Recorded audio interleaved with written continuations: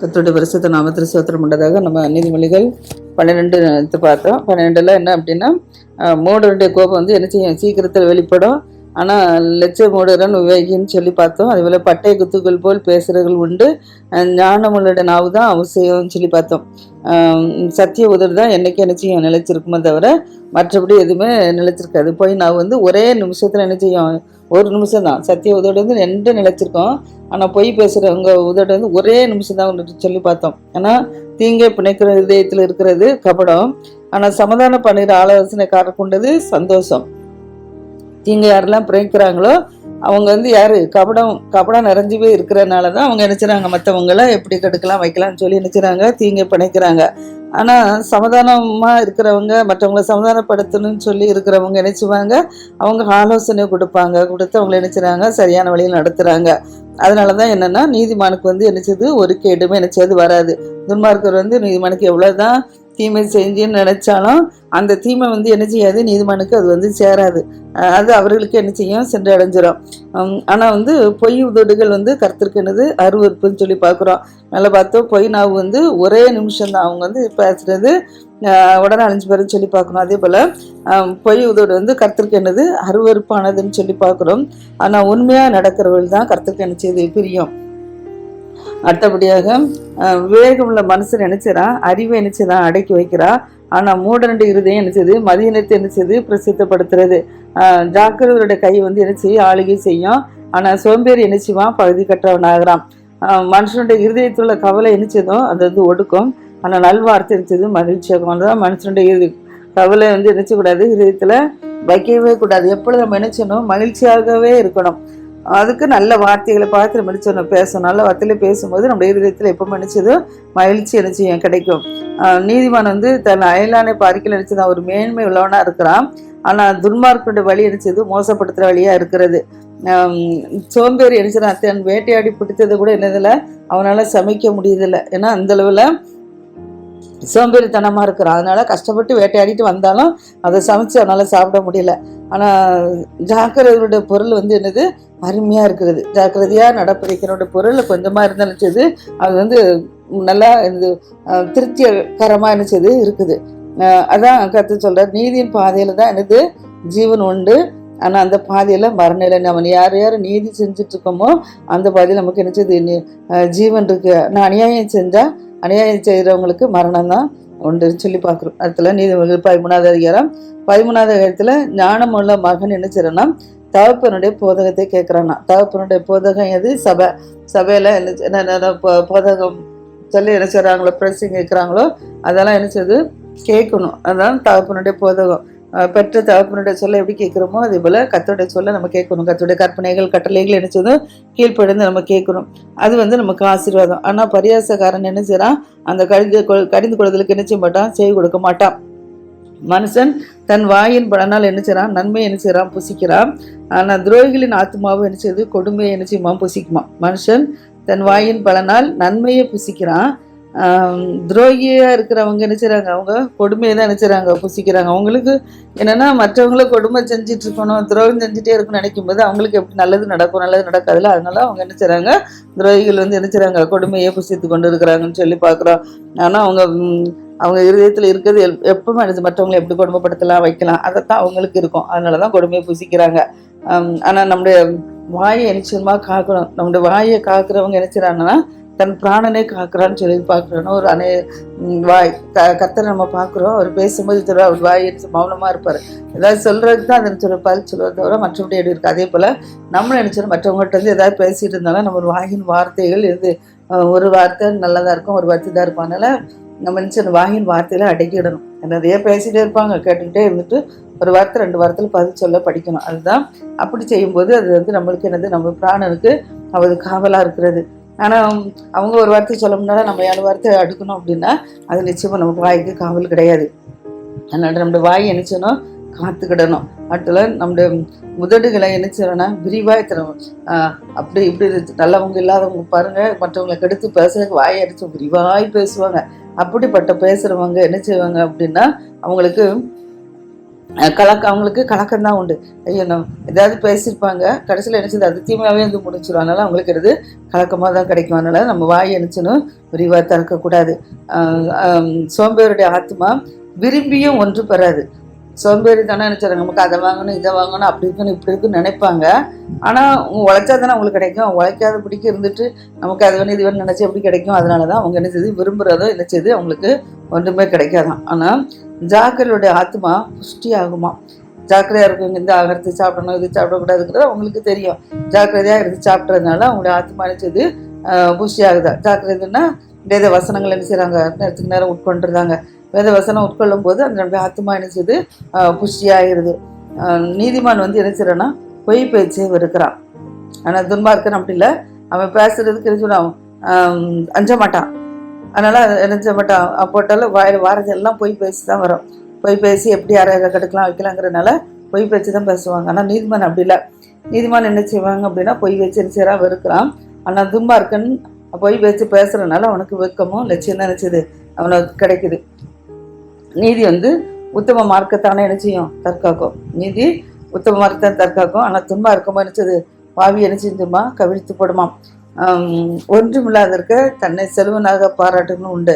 அநேகர் தனக்கு ஒன்றுமே இருக்காது, குடிக்க கஞ்சி இருக்காது, அடுத்த நேரத்துக்கு செலவுக்கு பைசா இருக்காது. ஆனால் அவங்க நிஜமாக தன்னை வந்து ஒரு செல்வனாக பாராட்டுவாங்க. ஏன்னா அந்தளவு டிப்டாப்பாக இருப்பாங்க. அப்படி என்ன செய்வாங்க இருப்பாங்க. ஆனால் நிறைய செல்வம் இருக்கிறவங்க என்ன செய்வாங்க அதை காட்டிக்கிட மாட்டாங்க. காட்டிக்கிட்டாத பிடிக்க என்ன செய்வாங்க இருக்காங்க. அப்படிப்பட்டவங்களும் என்ன செய்கிறாங்க இருக்கிறாங்க.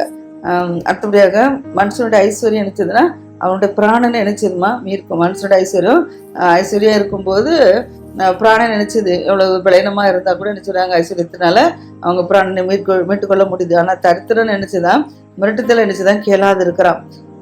தரித்திரனுக்கு அதெல்லாம் கிடையாது. ஆனால் தரித்திரன் நினைச்சுறாங்க. அதுக்கு தகுந்தால கர்த்தர் நினைச்சுறாரு அவங்கள போஷித்துங்கிறாரு. நீதிமானின் வெளிச்சம் சந்தோஷிப்பிக்குது. ஆனால் துன்மார்க்கிட்ட தீபம் நினைச்சது அழிஞ்சு போகும். நீதிமானோட வெளிச்சம் சந்தோஷத்தை கொடுக்கறது. ஆனால் துன்மார்க்கிட்ட தீபம் நினைச்சது அணைஞ்சு போயிடுது. அகந்த நாள் மாத்திரம் நினைச்சது வாது பிறகு ஆலோசனை கேட்கறது ஞானம் உண்டு. யார் யார் ஆலோசனை கேட்குறாங்களோ அவங்க இடத்துல ஞானம் இருக்கிறது. அகந்தியாக நடக்கிறவங்களுக்கு என்ன செய்யுது, அகந்தியாக நடக்கிறவங்களுக்கு எதுவுமே என்ன செய்யுது வாதே தான் வரும். வாதனா என்னது வியாதி துன்பங்கள் தான் நினைச்சது வரும். அதனால அகந்தியா இந்த காரியங்கள் நினைச்சு விடாது, நடக்கூடாது. மனம் வேட்டி மேலேவன் கர்த்தருக்கு அருவருப்பான்னு சொல்றோம். அகந்தை வந்தால் லட்சம் வரன்னு சொல்றோம். அகந்தை வந்தாலும் நினைச்சிடறோம் அவங்க வந்து நான் தாழ்த்தப்பட்டு போவான்னு சொல்லி பார்க்குறோம். அதனால நமக்கு வந்து அகந்தானா என்னது பெருமை. இந்த பெருமைக்கு வந்து நம்ம நினைச்சக்கூடாது, இடம் கொடுக்கக்கூடாது. இங்கே கூடாதுபடிக்கு யார் யார் ஆலோசனை சொல்கிறாங்களோ அந்த ஆலோசனை வந்து நம்ம நல்ல ஆலோசனையாக இருந்தால் அது எடுத்துக்கிடணும். அந்த ஆலோசனை கேட்கும்போது என்ன செய்யுது ஞானம் கிடைக்கிறது. அதுபோல் எந்த பொருட்களாவது யாரையும் ஏமாற்றி திருடி நினைச்சக்கூடாது, பிழைக்கக்கூடாது. அப்படி வஞ்சனையாக தேடின பொருள் வந்து என்ன செய்யுது குறைஞ்சி போயிடும். ஆனால் கைப்படா சேர்க்கிற விருத்திடுவோம். கஷ்டப்பட்டு உழைச்சி நேர்மையாக உண்மையாக உழைக்கிறவங்களுக்கு கொஞ்சம் வருமானம் வந்தாலும் அது நினைச்சது அவங்களுக்கு வந்து ஆசீர்வாதமாக இருக்குது. அவங்க நினைச்சிடாங்க விருத்தி அடைஞ்சிருந்தாங்க. அடுத்தபடியாக கர்த்தருடைய சமூகத்தில் நினைச்சது அநேகர் அடிச்சுவாங்க, காத்திருக்கன்னா ஜெபம் நெடுங்காலமாக நினைச்சிருவாங்க, ஜெபம் பண்ணிகிட்டே இருப்பாங்க. நமக்கு வந்து இன்னும் அற்புதம் நடக்க மாட்டேங்க, நம்மளோ ஜெபிச்சிட்டோமே இன்னும் நடக்க மாட்டேங்க அப்படின்னு சொல்லியிருப்பாங்க. அப்படிங்கும்போது அவங்களுக்கு நினைச்சது சோர்வுகள் வந்து நினைச்சது வந்துடுது. அதான் இருதயத்தை நினைச்சது இழைக்கப்படுறது. ஆனால் நம்ம ஜெபிச்சுட்டு இருக்கும்போது திடீர்னு நினைச்சது அந்த அற்புதம் நடக்கும். அப்போ அற்புதம் நடக்கும்போது நம்ம கேட்டது என்ன செஞ்சு நம்ம கிடச்சிட்டு அப்படின்னு சொல்லி அவங்களுக்கு என்ன செய்யுது அது ஒரு ஜீவ விருட்சத்தை போல என்ன செய்யுது ஒரு மகிழ்ச்சி கிடைக்குது. அதனால நெடுங்காலமாய் காத்திருக்கும் போது இருதயத்தை இழைக்கு பண்ணோம். ஆனால் விரும்பினது வரும்போது என்ன செய்யுது ஜீவ விருட்சத்தை போல இருக்கிறது. அப்படிப்பட்ட சூழலில் நம்ம என்ன செய்யணும், கர்த்தரை விட்டு விளையிடக்கூடாது. அநேகர் என்ன செய்கிறாங்க, நான் கேட்டு பார்க்க எனக்கு கிடைக்கல அப்படின்னு சொல்லி விளைகிறாங்க. அப்படி இருக்கக்கூடாது. கர்த்தர் வந்து அவருக்கு தெரியும் எப்பப்போ நம்முடைய பிள்ளைகளுக்கு எதை கொடுக்கணுங்கிறது அவருக்கு தெரியும். அந்தந்த நம்ம வந்து கேட்க வேண்டிய கடமை கேட்டுக்கிட்டே இருக்கணும். கேட்டுகிட்டே இருக்கும்போது கர்த்தர் நிச்சயம் அந்த ஏற்ற நேரத்தில் எப்பொழுது கொடுத்தா அவங்களுக்கு பிரயோஜனமாக இருக்குது தெரியுமோ அந்த நேரத்தில் அவருக்கு எந்த உதவியை செஞ்சுருவார். இப்போ அப்பா அம்மா இருக்கிறாங்க, பிள்ளைகள் கேட்டுகிட்டே இருப்பாங்க. சிறு பிள்ளைகளாக இருந்துட்டு எனக்கு நினச்சிவாங்க எனக்கு வண்டி வேணும் அது வேணும் இது வேணும் கேட்பாங்க. அப்போ அவங்களுக்கு வாங்கி கொடுக்க முடியுமா, கொடுக்க மாட்டாங்க. சரி வளரிட்டு பிள்ளைகள் அதுக்கப்புறம் கொடுக்கலாம் அப்படின்னு நினைப்பாங்க. அப்படியே பெற்றோர்களுக்கு பிள்ளைகளுக்கு எந்தெந்த சூழ்நிலை என்னென்ன கொடுக்குன்னு சொல்லி இருந்திருக்கிறாங்களோ மற்ற நேரம் கொடுக்காத தடுக்கிறாங்களோ அதே போல் தான் கர்த்தருக்கு தெரியும். நம்ம வந்து அவர்கிட்ட கேட்டுகிட்டே இருக்கணும். ஆனால் அது எந்த நேரம் கொடுத்தா நமக்கு பிரயோஜனமாக இருக்கும்னு சொல்லி அவருக்கு தெரியும். அந்த நேரம் நமக்கு என்ன செஞ்சிருவாரு, கொடுத்துருவாரு.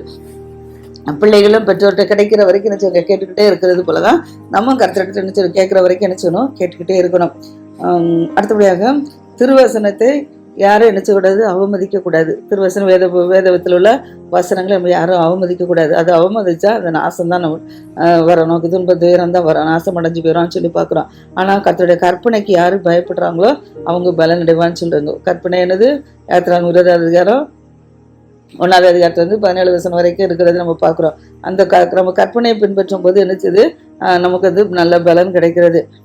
ஞானவானுடைய போதகம் ஜீவ ஊட்டம். யார் யார் ஞானவானாக இருந்துட்டு போதிக்கிறாங்களோ அது ஒரு ஜீவ ஊட்டை போல் நினைச்சது இருக்குது. அப்படியே அந்த இதை நம்ம கேட்கும்போது நமக்கு எந்தெந்த மரண கண்ணிகள் வந்தாலும், மரண போராட்டம் வந்தாலும் அது நினைச்சலாம், அதுக்கு நம்ம தப்பிச்சிடலாம். அதனால் ஞானவனுடைய போதகத்துக்கு நம்ம என்ன செய்யணும், இடம் கொடுக்கணும். தற்புத்தி என்ன செய்யும், தயையை நினைச்சது உண்டாக்குறது. நல்ல புத்தி, நற்புத்தினா நல்ல புத்தி, ஒருத்தர் நமக்கு நல்லது செய்யணும் அப்படின்னு சொல்லி அவங்களுக்கு நல்ல இறக்கப்பட்டு மற்றவங்களுக்கு உதவி செய்கிறாங்களோ அதான் நல்ல புத்தி. அப்படி நல்ல புத்தி உள்ளவங்களுக்கு என்னது, தயை உண்டாகுமா. ஆனால் துரோகியோட வழியோ கரடு முரடானது.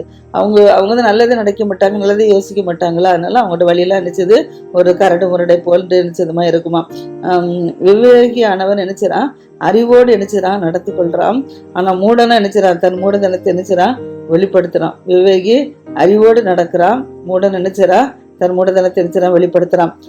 துரோகம் உள்ள தூதன் என்ன செஞ்சிடான்னா, தீதியில என்ன செஞ்சிடான், விழுந்துருவான். யார் யாருக்கு துரோகம் பண்றாங்களோ அவங்க என்ன சொல்லுவாங்க, தீதியில நினைச்சிடான், விழுந்து போயிடுவாங்களாம். ஆனால் உண்மையில ஸ்நானாபதியோ அவசரம்னு சொல்லி பார்க்குறோம். இப்போ ஒவ்வொருவரும் நினைச்சணும், உண்மை உள்ளவர்களா நினைச்சணும் இருக்கணும்.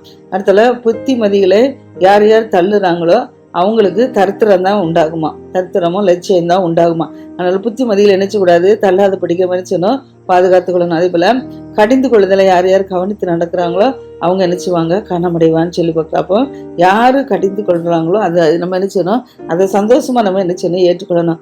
ஏற்றுக்கொண்டா நமக்கு என்ன செய்யுது, நிச்சயமா கணம் கிடைக்கும். ஆனால் புத்திமதியை மட்டும் நினைச்சக்கூடாது, தள்ளிடவே கூடாது. நீதிமொழி ஃபுல்லாக ஞானம் புத்தியை தான் நம்ம பார்த்துட்டு இருக்கோம். சாலமோ ஞானத்தோடு நடந்தாரு, புத்தியா நடந்தாரு. அதனால அவர் என்ன செஞ்சார், அரசாட்சி என்ன செய்ய அவருக்கு கிடைத்ததை நம்ம பார்க்குறோம். அதே போல நம்மளும் நினைச்சணும், புத்தியா நினைச்சணும், நடந்து கொள்ள பார்க்கணும். ஏதாவது நமக்கு நம்ம ஒரு வாஞ்சை நிறைவேறணும்னா, நிறைவேறும்போது நம்ம ஆத்துமாக்கு என்னது இனிமையா இருக்கு. நம்ம இதை நினைச்சோம், அது எப்படி நமக்கு கிடைச்சிருச்சு அப்படின்னு சொல்லி என்னது, நம்முடைய ஆத்துமாக்கு என்னது இனிமையா இருக்குது. வாஞ்சை நிறைவேறணும் அப்படின்னா நம்ம என்ன செய்யணும், தீமையை விட்டு விலகணும். தீமையை விட்டு விலகி நினைச்சு நன்மையை செய்யும் போது நிச்சயமா நம்முடைய வாஞ்சை, நம்ம நினைக்கிற காரியம் நிச்சயம் நடக்கும். ஆனா தீமையை விட்டு விலகுது மூடருக்கு அருவருப்பான். மூடர்கள் நினைச்ச மாட்டாங்க, தீமை விட்டு நினைச்ச மாட்டாங்களாம், விலகவே மாட்டாங்களாம். அது அவங்களுக்கு என்ன செய்யுது, ஒரு அருவருப்பா நினைச்சுதான் முடிஞ்சதுதான். ஆனா நீதிமான் நினைக்கிற காரியங்கள், அந்த நினைக்கிற காரியங்கள் வாஞ்சி நிறைவேறும் போது அவனுக்கு நினைச்ச ஆத்துமா நினைச்சது இனிமையா இருக்குது. இடத்துல ஞானிகளோட சஞ்சரிக்கிறவன் நினைச்சுவான், ஞானம் அடைவான். பார்ப்போம், நல்லவர்களோட சேரவங்க நல்ல பிள்ளைலாம் இருப்பாங்க, தீயரோட சேராங்க அந்த அவங்களுக்குள்ள சுவாதம் வரும்னு சொல்லி நம்ம பார்க்குறோம். அதனால நம்ம நினைச்சோம், ஞானிகளோடு யார் யார் சஞ்சரிக்காங்களோ அவங்க நினைச்சுறாங்க ஞானம் அடைஞ்சுறாங்க. ஆனால் மூடனா இருக்கிறவனுக்கு யார் தோழனா இருக்கிறாங்களோ, நண்பர்களா இருக்கிறாங்களோ அவங்க நிச்சயமா அவங்களும் நினைச்சிருவாங்க, அந்த மூடத்தனை புத்தி வந்துடும். அதனால அவங்க எழுச்சிருவாங்க, விழுந்து போயிடுவாங்க, ஆசை அடைஞ்சு போயிடுவாங்க. அதோட பாவிகள் தான் நினைச்சது தீவினை தொடருது. நீதிமான்களுக்கு என்னது நன்மை பலனா வரும். பாவிகளை தீவினை நிச்சயம் தொடரும். யார் யார் பாவம் செய்கிறாங்களோ அவங்க நினைச்சது தீவினை தொடருது. ஆனால் நீதிமான்களுக்கு என்னது நன்மையாக்கு பலனாக வருது. நல்லவன் தன் பிள்ளைகளுக்கு நினைச்சுதான் சுதந்திரம் வைத்து போயிடான். ஆனால் பாவியின் ஆஸ்தியாரு நீதிமானுக்காக சேர்த்து வைக்கூடாது. நல்லவன் தன் பிள்ளைகளுக்கு நினைச்சதான் ஆஸ்தியை பெருக வச்சுட்டு போயிடுறான். ஆனால் துன்மார்க்கன் பாவி என்ன செய்யறான்னா அவங்க சேர்த்து வைக்கிறது யாருக்கு, நீதிமானுக்கு தான் கிடைக்குமே தவிர துன்மார்க்கனுக்கு அவங்களுக்கு கிடைக்காது. அதே போல ஏழைகளின் வயல் என்னது மிகுதியான ஆகாரத்தை நிச்சயமா விளைவிக்குமா. நியாயம் கிடையாமல் கெட்டு போயிடுறவர்களும் உண்டா, நியாயம் கிடையாமல் கெட்டு போயிட இருக்கிறாங்க. ஆனால் ஏழைகளின் வயல் என்னது மிகுதியான ஆகாரத்தை விளைவிக்கிறது. அடுத்துல பிரம்பு யாரெல்லாம் கையாடலையோ கையாடாதவர் தன் மகனை பகைக்கிறான்னு சொல்லி பார்க்குறோம். ஏன்னா அவன் மேல் அன்பா இருக்கிறான், அவனை ஏற்கனவே என்ன செய்யறானா தண்டிக்கிறானா. புறம்பை அதனால என்ன செய்யணும், கையாடணும். பிள்ளைகளுக்கு நம்ம என்ன செய்யணும், கடிந்து புத்தி சொல்லணும், அடித்து வளர்க்கணும். 5 விளையாது 50 விளையாதுன்னு பழமொழி சொல்லுவாங்க. அப்போ நம்ம பிள்ளைகள் என்ன செய்யணும், சிறுவயலேருந்தே அடித்து கண்டித்து வளர்க்கும் போது அது பெரிய வயதால் ஆன போது என்ன செய்யும், அதை விட்டு விலகாதபடிக்கு என்ன செய்யிருக்கோம். நீதிமான் வந்து நினைச்சிடான் தனக்கு திருப்தியாக நினைச்சிடான் புசிக்கிறான். ஆனால் துன்மார்க்கன் வயிறு பசித்திருக்கும். துன்மார்க்கனுக்கு எல்லாமே இருக்கும், இருந்தால் என்ன செய்ய முடியாது, சாப்பிட்றதுக்கு மனசே வராது. ஆனால் நீதிமான் அப்படி இல்லை, தனக்கு சரியான ஆகாரங்கள் இல்லைனாலும் கஞ்சியை குடித்தாலும் கூழை குடித்தாலும் நினைச்சிடான் திருப்தியாக நினைச்சிடான் புசிக்கிறான்.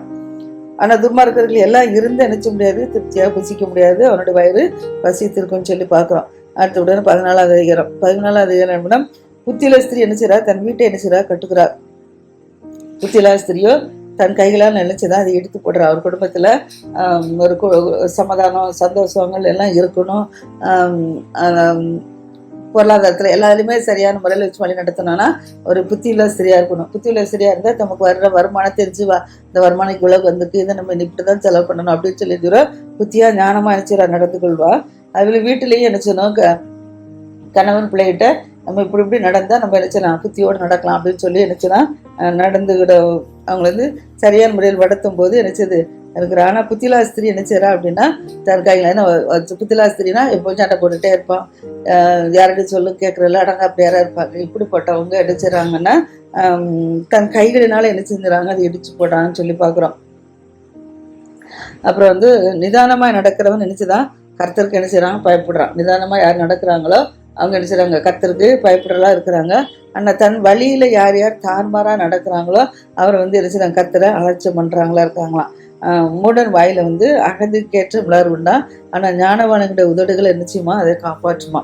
மூடன் வாயில் அகந்துக்கேற்ற விளர்வு உண்டு, ஞானவான் உதடுகள் அவர்களை செய்ய காப்பாற்றும். ஆனால் எதிரில்லாத இடத்துல களைஞ்சி என்ன செய்யுமா, வெறுமையாக இருக்கும். எதிரில்லாத இடத்துல களைஞ்சோன்னா உரங்கள் போடுவோம்ல, அந்த உரங்கள் போடுறது சாணி உரங்கள் எல்லாம் போடும்போது அந்த இது வந்து என்ன செய்யுதுன்னா நல்ல பலன் கொடுக்கும்.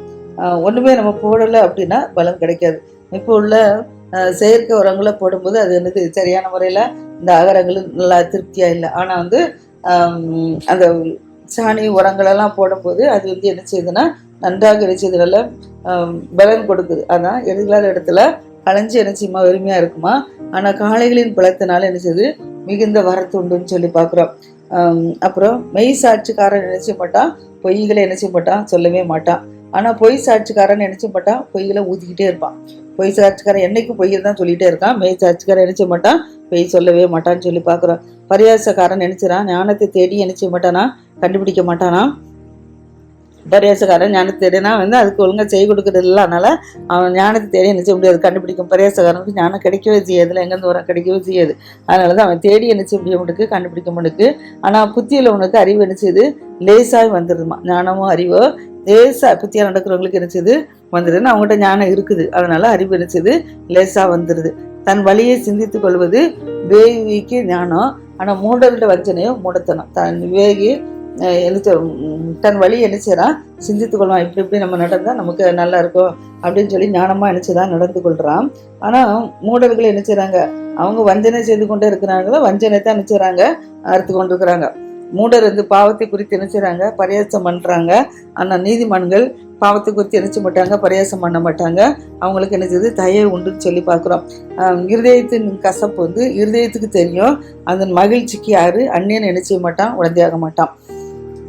இருதயத்துக்கு கசப்பு இருதயத்துக்கு தெரியும், நமக்கு இன்னைக்கு நல்ல காரியம் இல்லை, இது இல்லை அது இல்லை இதுன்னு சொல்லி அது நல்லது பொல்லாது இருந்தது தெரியுது. அதனால மனுஷனுக்கு இருதயத்தின் கசப்பு நினைச்சது தெரியுது. ஆனால் மகிழ்ச்சிக்கு அந்நியன் நினைச்ச மாட்டான், உடந்தையாக மாட்டான்.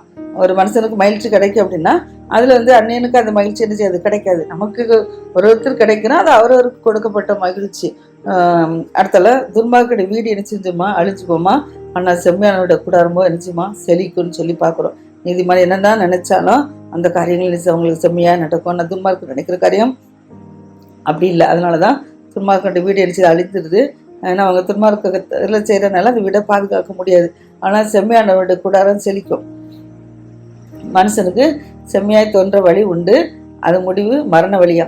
மனுஷனுடைய வந்து நம்ம இதை செஞ்சிடணும் அதை செஞ்சிடணும் அப்படின்னு செஞ்சால் அது மரண வழியிலேருந்து விட்டுருமா. ஆனால் வந்து மனுஷன் செம்மையாய் தோன்ற வழி உண்டு, அந்த வழி வந்து அது கர்த்தருடைய இடத்துல கேட்டு எடுத்து செஞ்சான் அப்படின்னா அந்த வழி என்னச்சது நியாயமாக நடக்கிறது.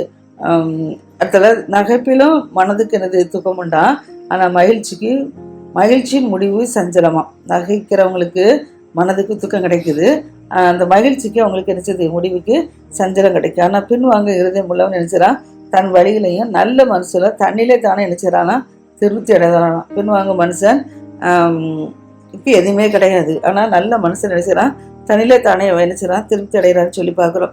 பேதையானவன் என்ன செய்யறான், எந்த வார்த்தையும் நினைச்சுவானா நம்புவானாம். பேதையா இருக்கிறவ யார் என்ன சொன்னாலும் அப்படியே நினைச்சிருவாங்க, நம்பிடுவாங்க. ஆனா விவேகி நினைச்சுறாங்க அந்த வார்த்தையின் மேல நினைச்சுறாங்க, கவனமா இருக்கிறாங்க. இந்த வழியில் நடந்தா நமக்கு நல்லா இருக்கும், இந்த வழியில் நடந்தா நல்லா இருக்காதுன்னு சொல்லி விவேகி நினைச்சுறா அந்த இது வந்து நடையின் மேல கவனமா இருக்கிறான். ஆனா பேதை அப்படி இல்லை, யார் என்ன வார்த்தை சொன்னாலும் அப்படியே சில நம்புறாங்க, கடைசியில் நினைச்சுறாங்க விழுந்து போயிடுறாங்க. ஞானம் உள்ளவன் நினைச்சுறான் பயந்து தீமைக்கு விலகுறான்.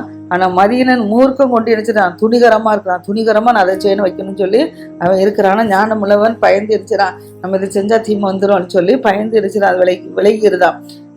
முற்கோப்பி எந்திரிச்சிடான், மதிக்கட்டு செய்யறான். ஆனா திருச்சந்தனைக்காரன் நினைச்சிடான் வெறுக்கப்படுவானாம். பேதையர் புத்தினத்தை நினைச்சுறாங்க சுதந்திரிக்கிறாங்க, பேதையர் புத்தினத்தை சுதந்திரிக்கிறாங்க. ஆனா விவேகி இல்லா அறிவினால் என்ன செய்றாங்க, முடிச்சு விட்டப்படுறாங்க. விவேகி அறிவோடு நடந்துட்டனால அவங்க நினைச்சுறாங்க முடிசூட்டப்படுறாங்களாம். தீயர் வந்து நல்லவருக்கு முன்பாகவும் துன்மார்க்கர் நீதிமன்ற வாசப்படிலும் குனைவதுண்டு சொல்லி பார்க்குறோம். தீயர்கள் என்ன செய்வாங்க, நல்லவருக்கு முன்பாக என்ன செய்றாங்க விழுறாங்க. துன்மார்க்கர் நீதிமன்ற வாசஸ்தர்கள் என்ன செய்து குனிவதுண்டு சொல்லி பார்க்குறோம். ஆனா தரித்திரன் நினைச்சிறான் தனக்கு அடுத்தவனால் நினைச்சிறான் பயக்கப்படலாம். ஒரு தரித்திரன் இன்னும் யாருமே நினைச்ச மாட்டாங்க, நேசிக்க மாட்டாங்க. அதனால அவன் தனக்கு அடுத்தனால நினைச்சிறான் பயக்கப்படுறான். ஆனா ஐஸ்வரனுக்கு அநேக சிநேகிதர் உண்டு. ஐஸ்வரனா இருந்தா நினைச்சுவாங்க அவங்களுக்கு அநேக சிநேகிதர் உண்டு. ஆனா தரித்திரனுக்கு சிநேகிதர் நினைச்சது கிடையாது, அவங்க பாய்க்கதுன்னு சொல்லுவாங்க. பிறனை வந்து யார் அவமதிக்கிறாங்களோ அவங்க வந்து என்ன செய்றாங்க, பாவம் செய்யறவனா இருக்கிறாங்களோ யாரையும் நினைச்சக்கூடாது, அவமதிக்க கூடாது. ஆனா யாரு தரித்திரனுக்கு இறங்குறானோ அவன் தான் என்ன செய்வான், பாக்கியமடைவான்னு சொல்லி பார்க்குறான். அப்போ தரித்திரனை நினைச்சணும், எல்லாரும் நம்ம நினைச்சணும் நேசிக்கணும், அவங்கள நினைச்சுக்கூட அவமதிக்க கூடாது. அப்போ நமக்கு பாக்கியம் அடையலாம். அடுத்தல தீமை யாரெல்லாம் யோசிக்கிறாங்களோ அவங்களாம் நினைச்சுறாங்க தவறுறாங்க. நன்மை யோசிக்கிறவர்களுக்கு நினைச்சது கிருபையும் சத்தியமும் உண்டு சொல்லி பார்க்குறோம். சகல பிரயாசத்தினாலும் பிரயோஜனம் உண்டு, ஆனால் உதடின் பேச்சு மட்டும் எனக்கு வறுமை மாத்திரம் தரேன்னு சொல்லி பார்க்குறோம். அதனால் நம்ம உதடுகளை நினைச்சோன்னா கவனமாக வைக்கும்போது கத்திரம் நினைச்சுவாரு ஆசீர்வதிப்பாராக. ஆமென்.